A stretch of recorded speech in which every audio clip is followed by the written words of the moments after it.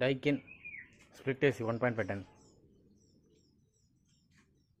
1 2 3 4 5 6 7 8 9 10 11 12 13 14 15 16 18 20 குத்து 20 இடத்துல பஞ்ச் பண்ணியிருக்கான். ஒரே ஒரு இடம் மட்டும் கரெக்டாக காயில் பார்த்து பஞ்ச் பண்ணியிருக்கான். இது வேணும்னு குத்தி விட்டுது தான்.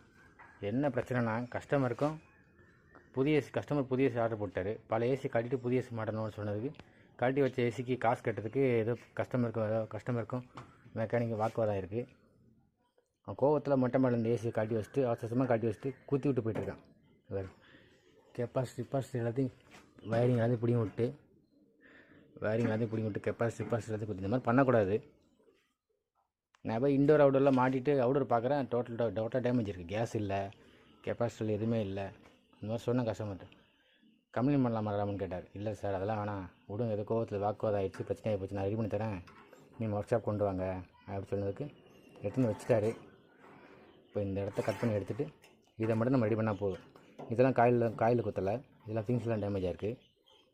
இது மட்டும் தான் நம்ம ரெடி பண்ணணும். இந்த இடத்த அழகாக கட் பண்ணி எடுத்துகிட்டு எதுக்கு பீஸ் கொடுத்து வெளியே அடிக்க போகிறோம். இதெல்லாம் ஒர்க் ஷாப்பில் பண்ண விஷயம் தான். அதுதான் ஒர்க் ஷாப் கொண்டு வந்திருக்கேன். இன்றைக்கி தான் ஒர்க்கு.